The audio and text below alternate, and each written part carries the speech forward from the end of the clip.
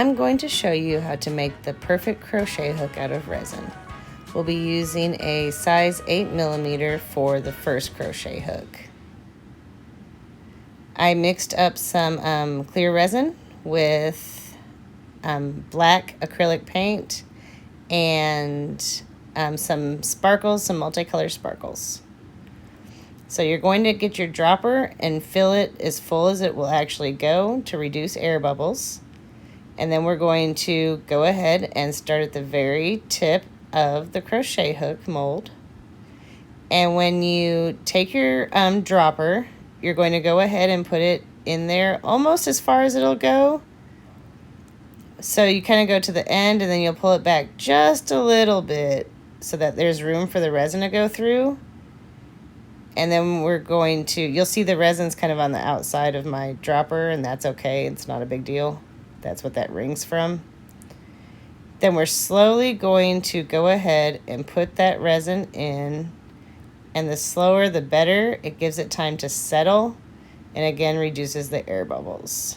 If you've tried this before, you know that air bubbles can snag on your yarn when you're trying to crochet with these hooks, and it can also break. So you definitely don't want air bubbles. The hook's really ruined if that happens. I also did this a second time, which was a little bit more clear so you can see every single step of the process.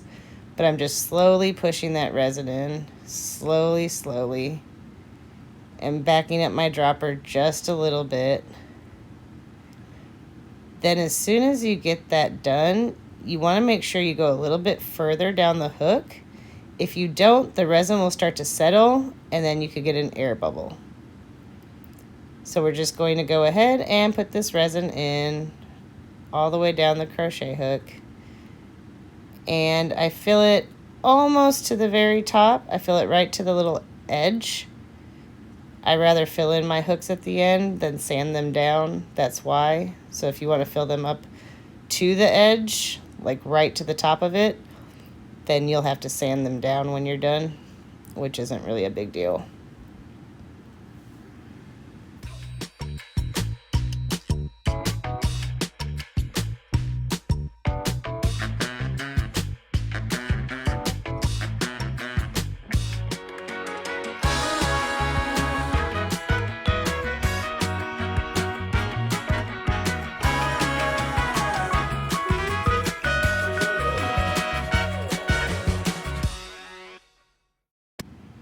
Now we're going to work on our second hook, and I use the same process for every size hook, although again it's easier on a bigger hook. But there we go. We're going to go ahead and just push that resin in there slowly. The slower the better. Pulling the dropper back a little bit once the inside of the hook, the resin level gets up to my dropper. And that almost looks like a bubble, but it's not. I had used some pearl mica powder in my hooks, and I guess that was still stuck on the outside. And we're just going to, again, take that resin all the way down the hook and fill it in.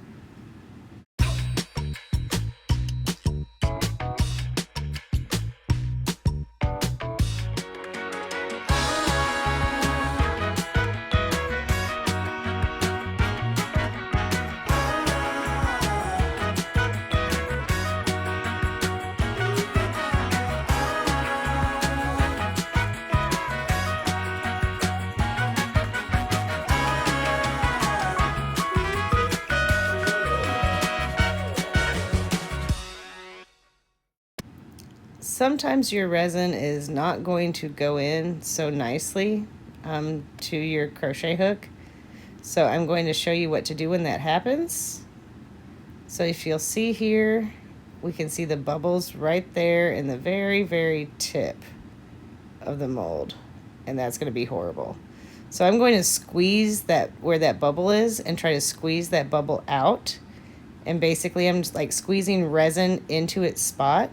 Now some of that resin is going to come out the top, but it's not too much. It doesn't overflow, and that's okay. We kind of want that to happen because then that'll give me an opportunity to put my dropper back in and it'll give me some space, some air in there and some space so I can push more resin in to fill up that air pocket.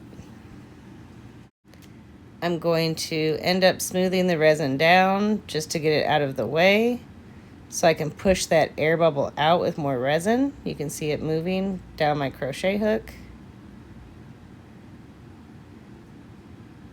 And then I'll continue to fill the hook up. And just do that as many times as you need to get rid of the bubbles. You can put a toothpick or something sharp or something pointy in there, but it really it hasn't really helped me. And using a lighter, it doesn't get far enough. The heat doesn't go far enough down into the mold to make the bubbles come up. So I hope that you will come back for the video where I'm going to go ahead and show you how this process actually turned out on a set of crochet hooks. Thanks for watching. If you enjoyed this video, please like and subscribe below.